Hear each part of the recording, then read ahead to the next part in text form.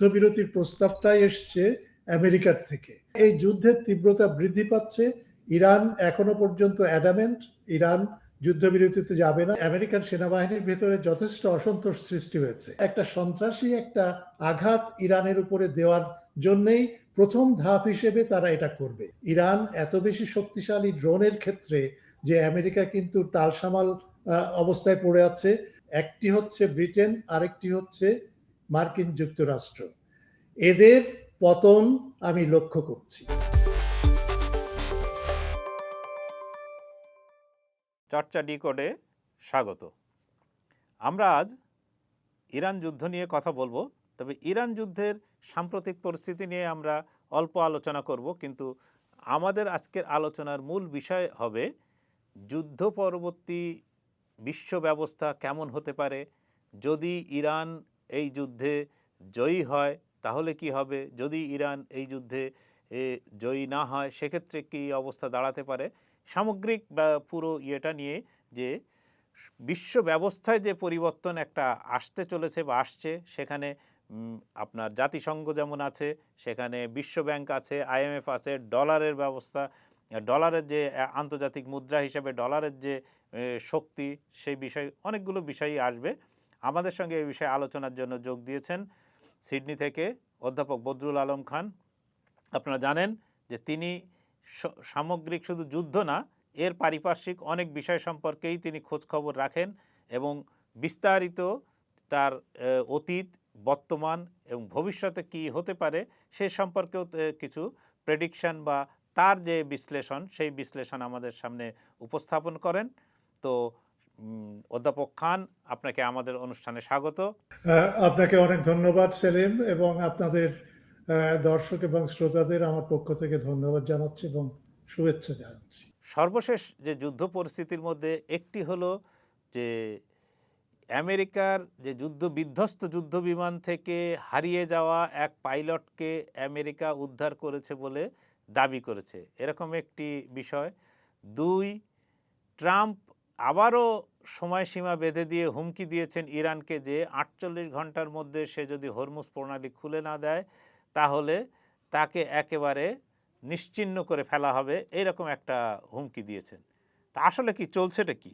এই সাম্প্রতিক যে সমস্ত ঘটনাগুলো ঘটছে এই ইরান যুদ্ধকে কেন্দ্র করে, সেটা দুই ভাগে আমি ভাগ করতে চাই। একটা হচ্ছে যে ওই 48 ঘন্টা যুদ্ধবিরতির ব্যাপারটা, আর দ্বিতীয় হচ্ছে যে পিট হেগসেট, যিনি ডিপার্টমেন্ট অফ ওয়ারের যিনি সেক্রেটারি বা প্রধান যেটাকে আমরা বলি, তার তিনি 12 জন জেনারেল এবং উচ্চপদস্থ অফিসারদেরকে তিনি স্যাক করেছেন এবং তাদেরকে বাধ্যতামূলকভাবে অবসর নিতে বলেছেন, এবং সেটা ইমিডিয়েটলি কার্যকর হবে। তো এটাও কিন্তু একটা ইম্পর্টেন্ট ব্যাপার, কারণ এর সাথে কিন্তু আমাদের এই ইরানে গ্রাউন্ড ইনভেশনের যে কথাগুলো আমরা বলছি, সেটা তার সাথে একটা মানে সম্পর্ক আছে। তো প্রথমে আমি শুরু করি এই 48 ঘন্টা যে যুদ্ধবিরতির ব্যাপারটা। এই 48 ঘন্টা যুদ্ধবিরতির ব্যাপারটা স্বঘোষিত। আমেরিকা এটাকে এই ঘোষণা দেয় যে আমরা 48 ঘন্টা যুদ্ধবিরতি চাই এবং ইরান তুমি ওটা মেনে নাও। ইরান সঙ্গে সঙ্গে জানিয়ে দেয় যে না, এই যুদ্ধবিরতির ব্যাপারে আমরা কোনো পদক্ষেপ নিব না, আমরা যুদ্ধবিরতি করব না। এই হচ্ছে ইরানের পক্ষ থেকে। আর বাকিটা হচ্ছে যুদ্ধবিরতির প্রস্তাবটাই এসছে আমেরিকার থেকে। এই প্রস্তাবটা কেন এলো, তার কারণ হচ্ছে যে ইতিমধ্যে বেশ কয়েকটা বিমান, আমেরিকার বিমান কয়েকটা ইসরায়েলের তেল আবিব বিমানবন্দরে বিধ্বস্ত হয়েছে, ইরাকে একটা বিধ্বস্ত হয়েছে, কুয়েতে একটা বিধ্বস্ত হয়েছে, আরো 2 কি 3টে বিধ্বস্ত হয়েছে, হেলিকপ্টার সহ বিধ্বস্ত হয়েছে ইরানের মাটিতে অথবা ইরানের কোস্টাল বেল্টে, ওই হরমুজ প্রণালীর কোস্টের ধার দিয়ে একটা বন্দর আব্বাসের পাশে। তো এইটার কারণে এটা একটা কিন্তু সাংঘাতিক একটা সাইকোলজিক্যাল একটা আঘাত। আমেরিকা মনে করে যে তার বিমান বাহিনীর কোনো বিমানই ক্ষতিগ্রস্ত হতে পারে না, তারা এত বেশি, সেই বিমানগুলো এত বেশি মডার্ন এবং এত বেশি শক্তিশালী এবং এত বেশি প্রোটেক্টেড যে কেউ এটাকে নামাতে পারবে না, কিন্তু আমরা লক্ষ্য করে দেখেছি F-35 থেকে শুরু করে F-15 ই এই অত্যাধুনিক বিমানগুলো, যেগুলো স্টেলথ বলে, অর্থাৎ রাডারে ধরা পড়বে না, এইরকম বিমানকে বেশ কয়েকটা ইরান নামিয়ে ফেললো, ভূপাতিত করলো। এটা একটা বিরাট একটা শক, এবং এই শকটা হজম করা আমাদের আমেরিকার সাধারণ মানুষের জন্য যেরকম, সেই রকম আমেরিকার নেতৃস্থানীয় যারা আছে প্রশাসনে এবং প্রেসিডেন্ট এবং তার চারপাশে, এটা একটা সাংঘাতিক একটা দুঃসংবাদ তাদের জন্য। এবং এটাকে এখন বলা হচ্ছে ব্ল্যাক ফ্রাইডে। ব্ল্যাক ফ্রাইডে হচ্ছে এটা একটা কালো শুক্রবারের একটা দিন।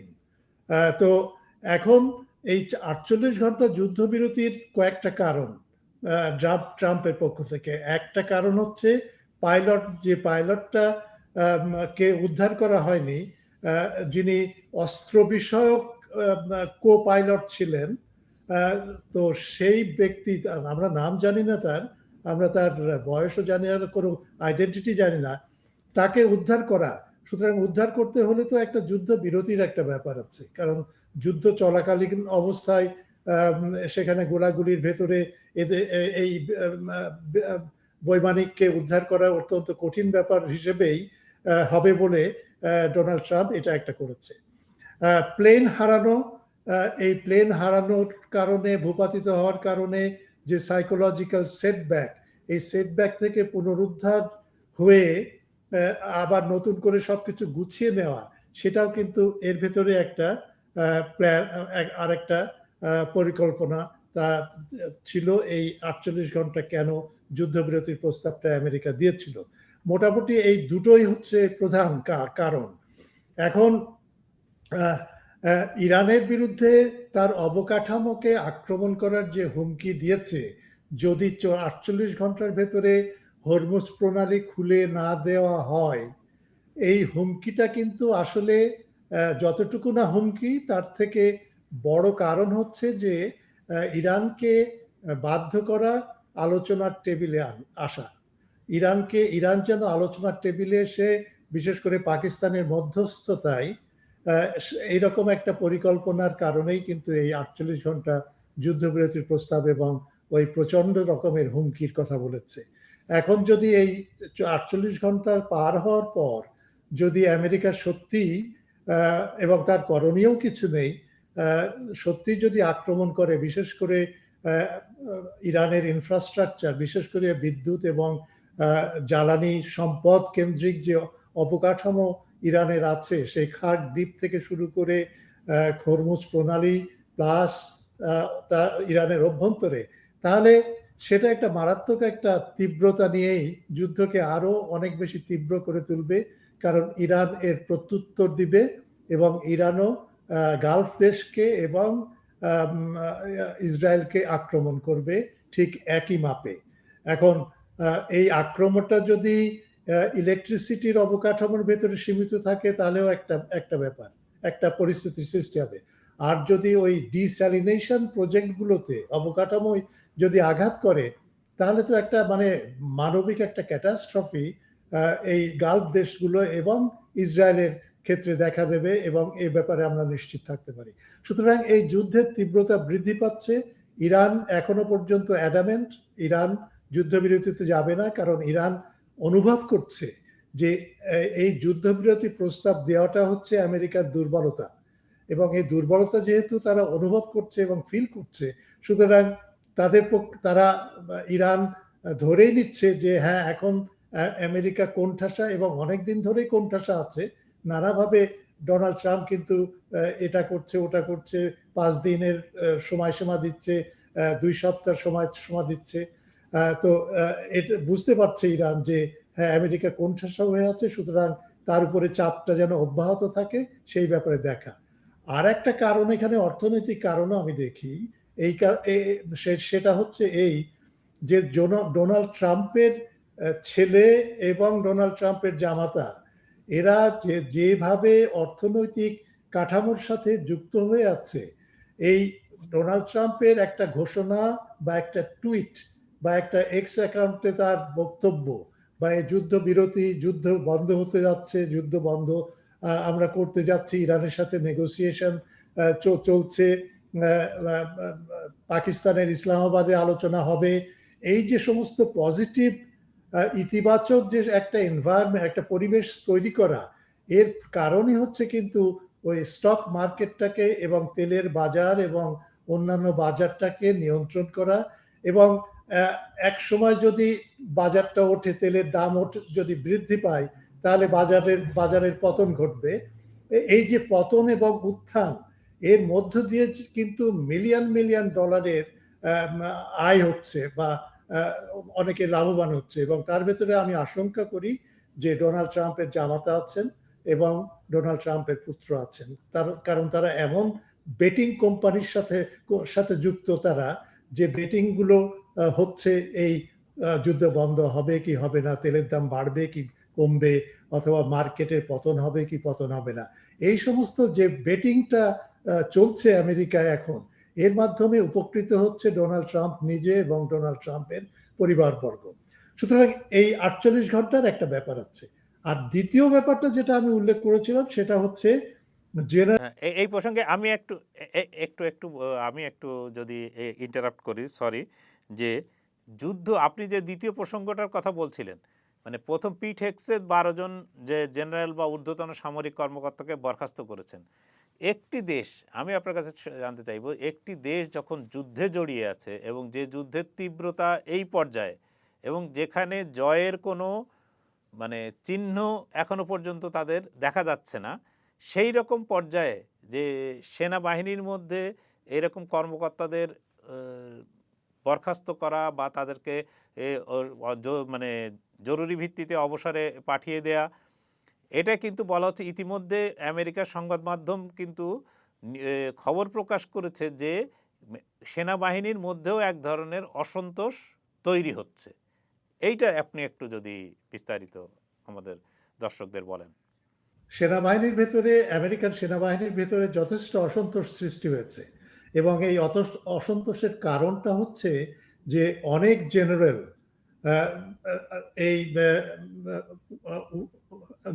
জেনারেল অত্যন্ত অসন্তুষ্ট, এবং পিট উইটকপের ব্যাপারে তারা অত্যন্ত সন্দেহভাজন, এবং তার মানে যে দক্ষতা, পেশাগত দক্ষতা, সেটা নিয়ে তারা প্রশ্ন করছে। এবং প্রাইভেটে যখন তারা জেনারেলরা কথা বলছে, তখন তারা অত্যন্ত ক্ষুব্ধ। এই ক্ষুব্ধ হওয়ার একটা কারণ হচ্ছে যে ডিসিশন মেকিং, সিদ্ধান্ত গ্রহণের ক্ষেত্রে কে কি ভূমিকা পালন করছে। এখন আর্মির চিফ অফ স্টাফ যদি আপনার সিদ্ধান্ত নেওয়ার ক্ষেত্রে যদি তাকে সেই স্বাধীনতা দেওয়া না হয়, তাহলে অবশ্যই তিনি অত্যন্ত ক্ষুব্ধ হবেন, এবং তার পারিপার্শ্বিক যে সমস্ত আরো অন্যান্য অফিসাররা আছে, তারা অত্যন্ত ক্ষুব্ধ হবে। এই প্রশ্নটা হচ্ছে যে ইরানে সেনা মোতায়েন করে গ্রাউন্ড অপারেশন হবে কি হবে না। এবং অনেক জেনারেলরাই কিন্তু দাবি করছে যে না, গ্রাউন্ড অপারেশনে যাওয়া হচ্ছে একটা সুইসাইডাল একটা ব্যাপার। এবং এই সুইসাইডাল ব্যাপার শুধুমাত্র জেনারেলরাই বলছে না, আরো অন্যান্যরাও বলছে। সেটা আমি একটু পরেই আলাপ করছি কারা কারা বলছে। এখন যেটা হচ্ছে, এই যে 12 জন জেনারেলকে মানে অবসর গ্রহণে বাধ্য করার এই যে নিয়মটা যে চালু করলো ডিপার্টমেন্ট অফ ওয়ারের প্রধান, তিনি ওই ডিপার্টমেন্ট অফ ওয়ারটাকে এবং যুদ্ধ পরিচালনার সমস্ত ব্যাপারটাকে কিন্তু তিনি রাজনীতিকরণ করছেন। তার মানে যে সমস্ত জেনারেলরা তার পক্ষে নেই বা ডোনাল্ড ট্রাম্পের পক্ষে নেই, তাদেরকে ক্ষমতাচ্যুত করা এবং তাদের জায়গায় এমন সব জেনারেলদেরকে নিয়ে আসা যারা আজ্ঞাবাহী হবে, যারা কোনো প্রশ্ন করবে না, যারা তর্ক বিতর্ক করবে না, এবং যে সিদ্ধান্তটা ডিপার্টমেন্ট অফ ওয়ারের প্রধান নিবেন এবং ডোনাল্ড ট্রাম্প নিবেন, সেই সিদ্ধান্তটাই বলবৎ হবে। এইটাই হচ্ছে মূল। তাহলে আপনি দেখেন যে জেনারেলদের দক্ষতা, এখানে কিন্তু তার কোনো মূল্য নেই। মূল্যটা হচ্ছে ডোনাল্ড ট্রাম্পের প্রতি আনুগত্য, এবং এই কারণেই কিন্তু এই পলিটিসাইজ করা, রাজনীতিকরণ করা, এর মাধ্যমে ইনকম্পিটেন্ট সমস্ত লোকজন যারা জেনারেল তাদেরকেই ক্ষমতায় দেওয়া, এবং এই এবং এই ইনকম্পিটেন্স যে কিরকম সেটা তো আমরা বুঝতেই পারি। যে যখন যুদ্ধ শুরু করে আমেরিকা, তখন তারা এটাতে এই যে মানে ইরান যে গালফ স্টেটগুলোকে আক্রমণ করতে পারে বা হরমুজ প্রণালী বন্ধ করে দিতে পারে ইরান, এটা তারা ধর্তব্যেই নেয় নাই। সুতরাং প্ল্যানিং এর ক্ষেত্রে এই যে অচলতা এবং অদক্ষতা, এটা কিন্তু ওই কারণেই যখন একটা সামরিক বাহিনীকে যখন রাজনীতিকরণ করা হয়, তাদের অফিসারদেরকে পলিটিসাইজ করা হয়, এবং তার বড় উদাহরণ হচ্ছে পিট হেগসেট। হেগসেটের কোনো দক্ষতা নেই একজন ওই রকম একটা বড় একটা পদে অধিষ্ঠিত হওয়া এবং এইরকম একটা যুদ্ধ পরিচালনা করা। সুতরাং উনি সেনাবাহিনীতে মেজর পদ পর্যন্ত ছিলেন। পরে সেখান থেকে এসে উনি ওই স্কাই নিউজের অ্যাঙ্কর হন, এবং তার সবচেয়ে বড় পরিচয় হচ্ছে যে তিনি ট্রাম্পের অন্ধভক্ত। ফলে একজন মেজর তিনি কিভাবে মেজর জেনারেলদের চালাবেন বা 4 স্টার জেনারেলদের চালাবেন, সেটাই হচ্ছে বড় প্রশ্ন। এবং উনি শুধুমাত্র ডোনাল্ড ট্রাম্পের প্রতি আনুগত্য না, ওকে বসিয়েছে, এই পিট হেগসেটকে বসিয়েছে কিন্তু ইসরায়েলের লবি। কারণ ইসরায়েল অনেক আগের থেকে প্ল্যান করছে ইরানের বিরুদ্ধে যুদ্ধ, এবং ডিপার্টমেন্ট অফ ওয়ারে এমন একজনকে বসানো যে এইভাবে অনুগত থাকবে ট্রাম্পের প্রতি, এবং অনুগত থাকবে ইসরায়েলের যে ডিজাইনটা এবং ইসরায়েলের যে ইচ্ছাটা সেটা বাস্তবায়ন করার। এবং এই কারণেই কিন্তু সে এই সমস্ত অফিসার মানে জেনারেলদেরকে সে অবসর গ্রহণে বাধ্য করছে। আরো কিন্তু পাইপলাইনে আছে, আগামীকাল পরশু যদি এফবিআই এর ক্যাশ পাটেলকে যদি অবসরে পাঠায় বা তাকে বরখাস্ত করে, অথবা টুলসি গ্যাবার্টকেও যদি ডাইরেক্টর অফ ন্যাশনাল ইন্টেলিজেন্স যিনি, তাকেও যদি অবসর গ্রহণে বাধ্য করে, অথবা ড্যান ড্রিস্টল যিনি হচ্ছেন সেক্রেটারি অফ আর্মি এবং জেডি ভ্যান্সের যিনি ভাইস প্রেসিডেন্ট, তার অত্যন্ত ঘনিষ্ঠ বন্ধু, কলেজ বন্ধু, এই তিনজনকে এখন মানে সলা পরামর্শ হচ্ছে এই তিনজনকে সরিয়ে দেওয়া। কারণ তারা অনেক আগে থেকেই বলে এসছে যে ইরান আমেরিকার কোনো থ্রেট না, ইরান কোনো অস্ত্র তৈরি করেনি, পারমাণবিক অস্ত্র, ইরান সেই ইচ্ছাও নেই। এইভাবে বিভিন্ন রিপোর্টে তারা কিন্তু এই কথাগুলো বলেছে। বিশেষ করে ড্যান ড্রিস্টল, তিনি অত্যন্ত ক্রিটিক্যাল এই যুদ্ধের ব্যাপারে এবং এই যুদ্ধের সিদ্ধান্ত নেওয়াটার ক্ষেত্রে।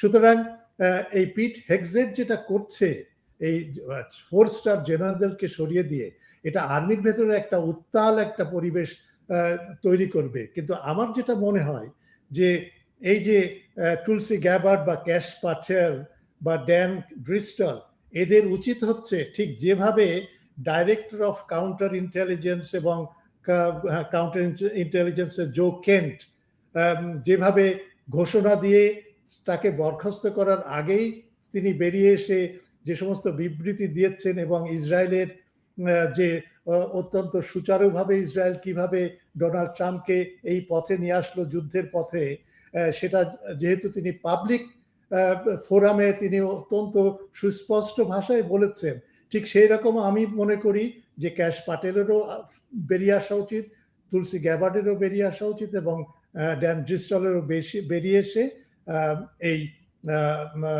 ঘোষণা দেওয়া যে আমাদের যে সিদ্ধান্ত, আমরা যেটা ইন্টেলিজেন্স ডিপার্টমেন্ট থেকে যেটা আমরা পেয়েছি, সেটা এই যুদ্ধের সিদ্ধান্তের সাথে সামঞ্জস্যপূর্ণ নয়। সুতরাং আমরা এর প্রতিবাদে আমরা বেরিয়ে এসেছি।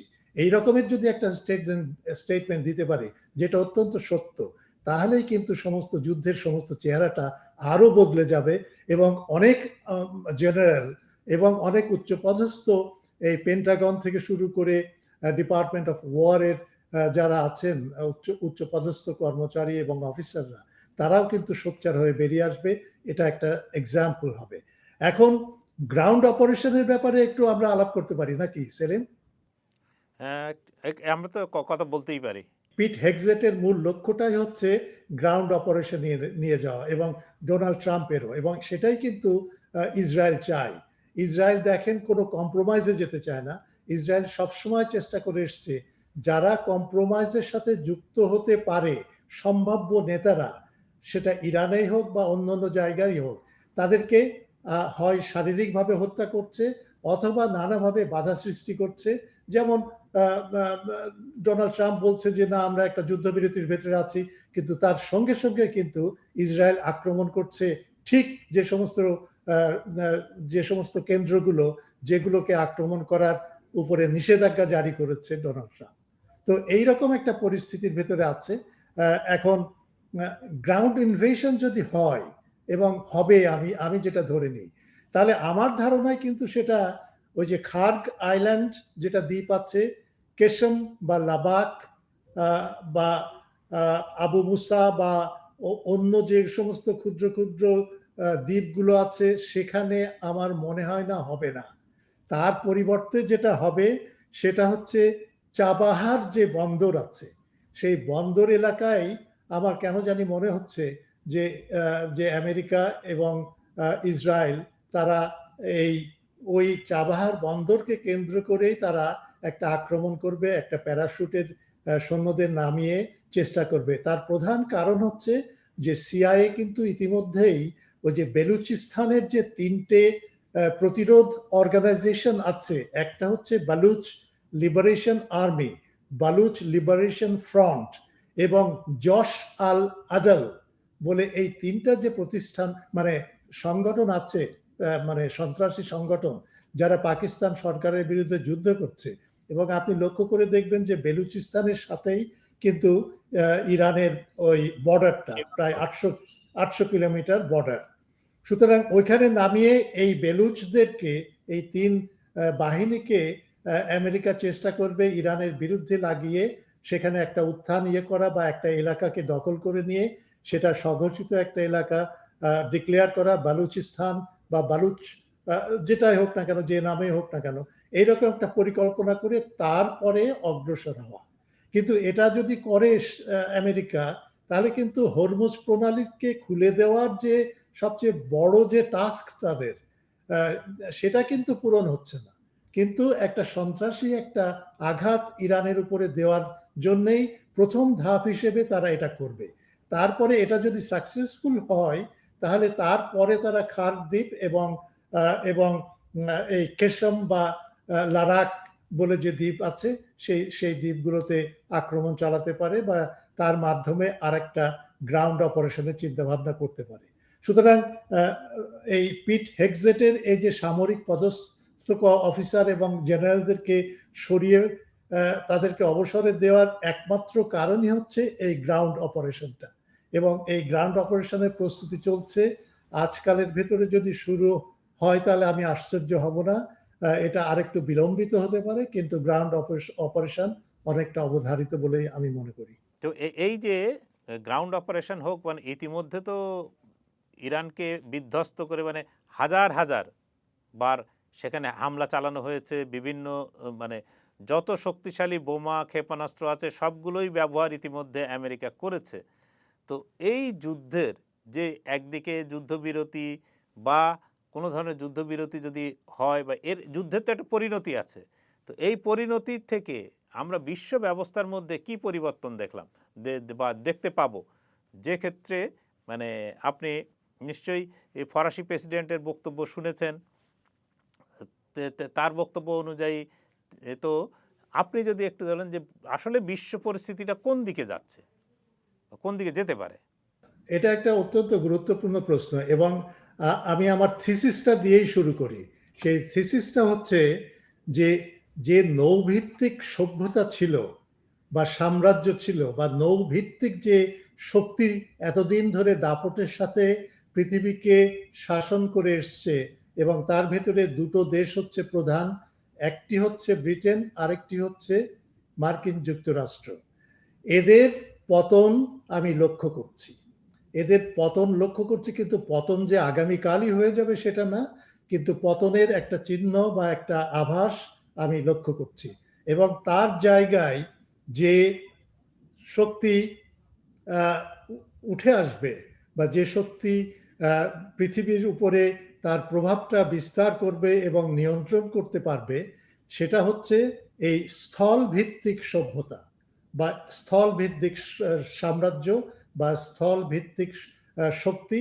এবং তার ভিতরে ইরান হচ্ছে এক, 2 হচ্ছে রাশিয়া, 3 হচ্ছে চীন। এদের উত্থানটা ত্বরান্বিত করছে আমরা এই যে ট্রানজিশন পিরিয়ডে আছি, যে নৌভিত্তিক সভ্যতা থেকে স্থল ভিত্তিক সভ্যতার দাপট এবং তার উত্থান, এই এই উত্থানের পেছনে যে কাজটা প্রয়োজন, সেই কাজটাই করছে কিন্তু ইরান। এবং এই ইরানের যুদ্ধটাই হচ্ছে এই একটা ট্রানজিশন পিরিয়ড।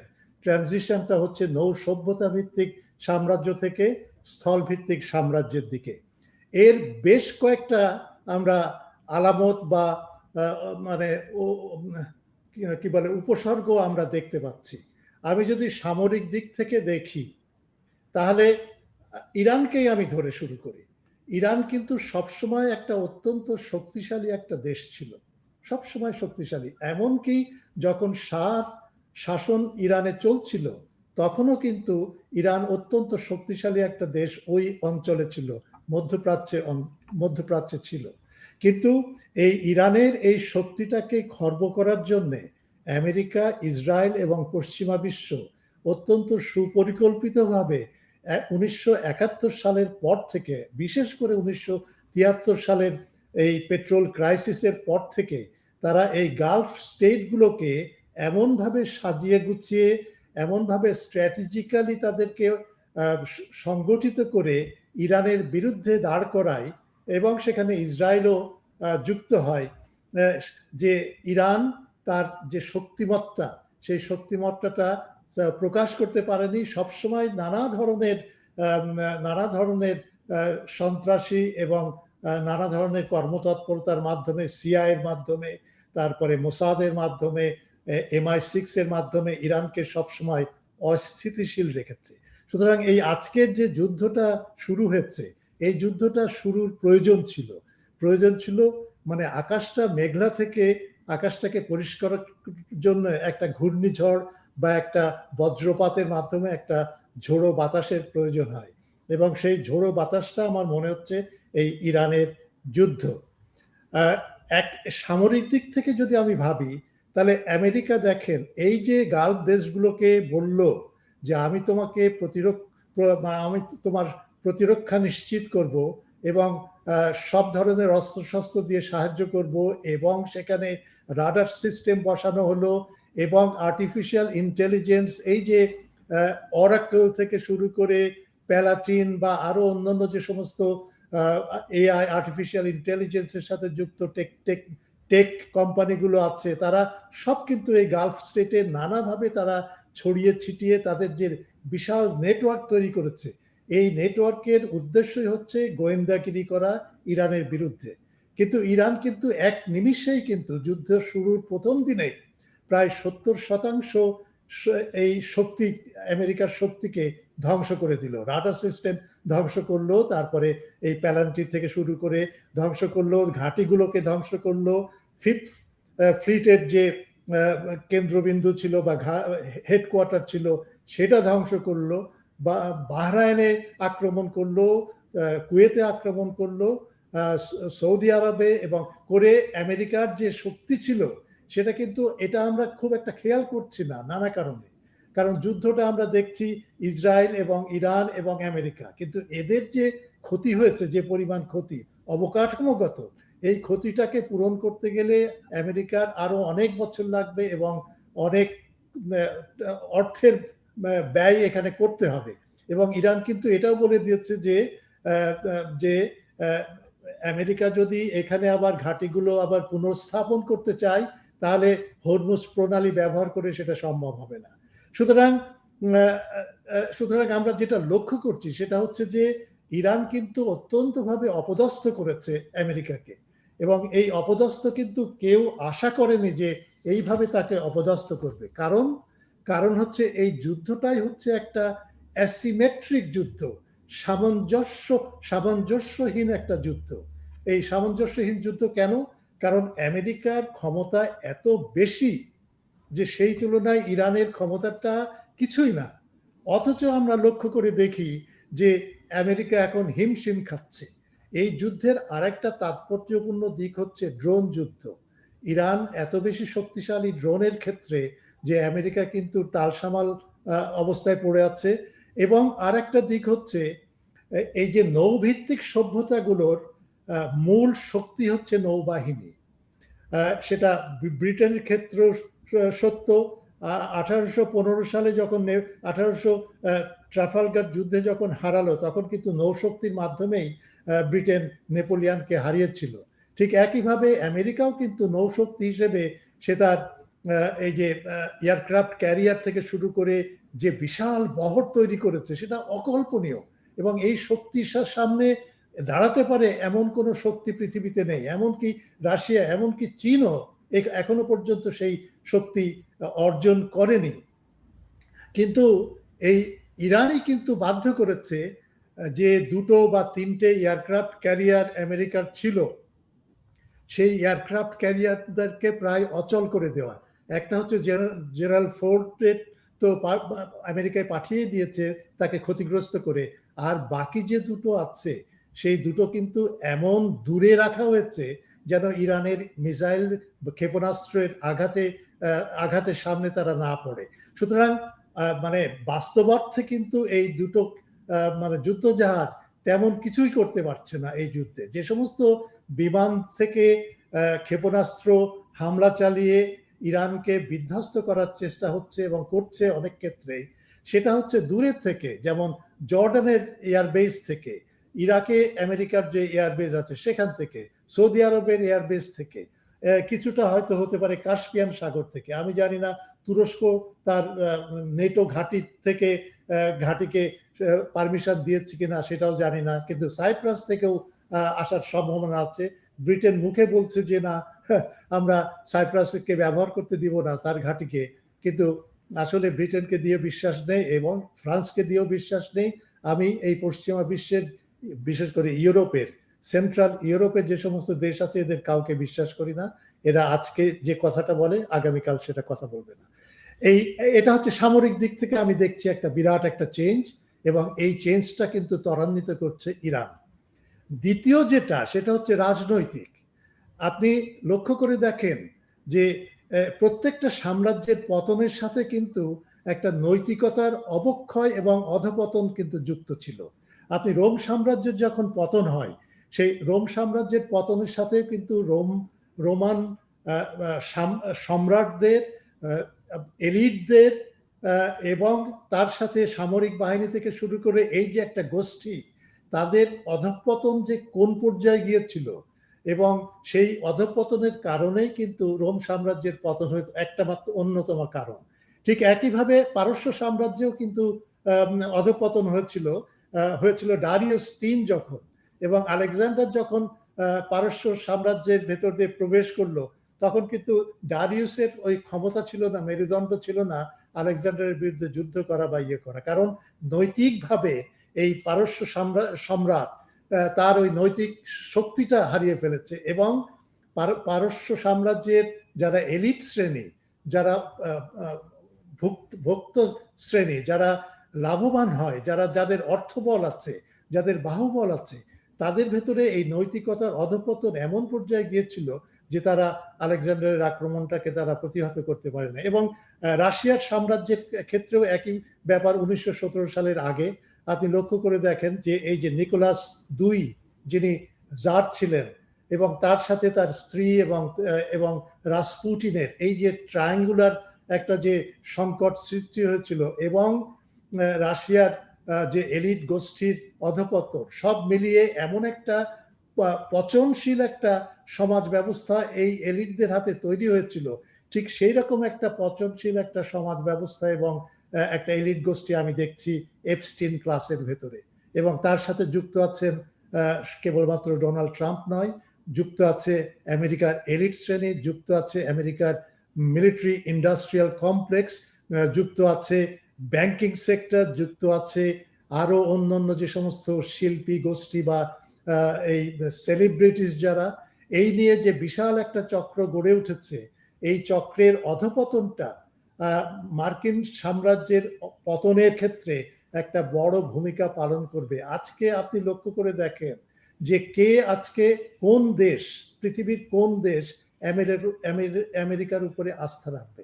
সে আমেরিকার প্রেসিডেন্টের উপরেই হোক, তাদের ব্যাংকিং প্রতিষ্ঠানই হোক, মিলিটারি ইন্ডাস্ট্রিয়াল কমপ্লেক্স হোক, তাদের কারোর উপরে একটা নির্ভর করা, একটা সত্যিকার অর্থে ধোঁকাবাজি বা এই জালিয়াতি এবং এই সমস্তের বাইরে থেকে একটা সৎ পথে বা সৎ উপায়ে একটা আলাপ আলোচনা করা, সেটা প্রত্যেকটা তারা ভঙ্গ করে এমন একটা নিচু একটা জায়গায় আমেরিকাকে নিয়ে গেছে, সেটা কল্পনার অতীত। এবং সেই কারণেই আমি মনে করি যে আমেরিকার একটা মানে একটা পতন হতে যাচ্ছে।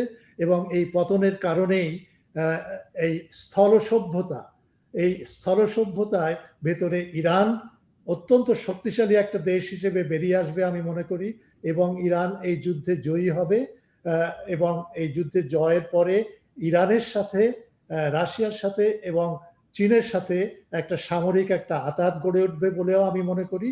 এবং ওই যে ব্রিক্সের আয়ের জায়গায় ইন্ডিয়াকে বাদ দিয়ে সেখানে ইরানকে যুক্ত করা, এটা অত্যন্ত একটা মানে মানে কি বলে, একটা সুস্থ একটা সিদ্ধান্ত বলে আমি মনে করব। কারণ ভারত তার বিভিন্ন ক্ষমতা বা বিভিন্ন কার্যকলাপের মধ্য দিয়ে প্রমাণ করেছে যে সে একটা পৃথিবীতে একটা দায়িত্বশীল বা একটা গুরুত্বপূর্ণ একটা প্লেয়ার হিসেবে সে মানে খেলতে পারবে না বা রাজনীতি করতে সে অক্ষম, এই রকমের একটা ইয়ে। আরো অর্থনৈতিক কারণেও আমি বলতে পারি, আমেরিকার অর্থনীতিটা কিন্তু এখন সম্পূর্ণভাবে এআই বেসড, আর্টিফিশিয়াল ইন্টেলিজেন্স, এবং সেটাও কিন্তু ওই গোয়েন্দাগিরি থেকে শুরু করে টেক কোম্পানিগুলো যেগুলো করছে, সেটা কিন্তু প্রোডাকশনে যাচ্ছে না, ম্যানুফ্যাকচারিং এ যাচ্ছে না। ডোনাল্ড ট্রাম্প ক্ষমতায় এসেছিলেন ম্যানুফ্যাকচারিংটাকে উন্নত করার জন্য এবং আমেরিকাকে পুনরায় ম্যানুফ্যাকচারিং দিক থেকে শিল্পায়ন করা এবং সেই দিক থেকে শক্তিশালী করা। কিন্তু আজকে দেখেন কোনো সেই ক্ষেত্রে সাংঘাতিক রকমের একটা বিপর্যয় হচ্ছে আমেরিকায়। মানুষজন চাকরি হারাচ্ছে, কারণ আর্টিফিশিয়াল ইন্টেলিজেন্স এবং এই যে নিশ যে সমস্ত টেকনোলজিক্যাল জিনিস আছে, সেটা কিন্তু উৎপাদনে বা ম্যানুফ্যাকচারিং এ তারা করছে না, তারা করছে গোয়েন্দাগিরিতে, তারা করছে মিলিটারি ইন্ডাস্ট্রিয়াল কমপ্লেক্সে, যেখান থেকে কোনো প্রোডাক্টিভ কোনো কিছু একটা সমাজ পায় না। সুতরাং এই যে একটা অর্থনীতি যেটা গড়ে উঠছে, সেখানে একটা পঞ্জি ইকোনমি যেটা গড়ে উঠছে, সেই ইকোনমিটাই কিন্তু আমেরিকার অর্থনীতিকে ডুবাবে। এবং শুধু তাই না, সেই সাথে আমেরিকার সমাজকে কিন্তু অত্যন্ত ক্ষতিগ্রস্ত করবে আমি মনে করি। সুতরাং এই সব মিলিয়ে আমার যে ধারণাটা, সেটা হচ্ছে যে আগামী বিশ্ব হবে স্থল ভিত্তিক সভ্যতার বিশ্ব, এবং সেখানে তিনটি শক্তি উত্থান আমি লক্ষ্য করছি। একটি হচ্ছে ইরান, দ্বিতীয় হচ্ছে রাশিয়া, এবং প্রধান হচ্ছে চীন। কারণ ইতিমধ্যে দেখেন ইরান কিন্তু ঘোষণা করেছে সে আলাপ আলোচনা করছে ইউরোপীয় দেশের সাথে, এবং ইউরোপীয় দেশের যে সমস্ত জাহাজ, তেলবাহী জাহাজ ইউরোপে যাবে, সেক্ষেত্রে ইউয়ানে তাদের মানে পরিশোধ করতে হবে, বিনিময়টা হবে ইউয়ানে, নট ইন ডলার। সুতরাং পেট্রো ডলারের যে ক্রাইসিসটা দেখা দিচ্ছে এবং আরো সামনের দিনে দিবে, সেটাও কিন্তু আমেরিকার অর্থনীতিকে অত্যন্ত একটা পর্যুদস্ত অবস্থায় নিয়ে যাবে বলে আমার বিশ্বাস। ধন্যবাদ অধ্যাপক খান চর্চার দর্শকদের জন্য সময় দেওয়ার জন্য। তো আমরা চর্চায় অধ্যাপক খানের অভিজ্ঞ মতামত শুনলাম, তার বিশ্লেষণ শুনলাম, এবং বিশ্ব যে নৌ বাণিজ্য ভিত্তিক যে বিশ্ব বা নৌ ব্যবস্থা ভিত্তিক বিশ্ব থেকে স্থল বাণিজ্য বা স্থলপথ ভিত্তিক বিশ্ব ব্যবস্থা গড়ে উঠতে চলেছে বলে ডক্টর খান আমাদেরকে জানালেন। এবং আপনারা এই বিষয়ে কী ভাবছেন সে বিষয়টি জানাতে পারেন চর্চার ফেসবুক পেজ এবং ইউটিউব চ্যানেলে মতামত বিভাগে গিয়ে।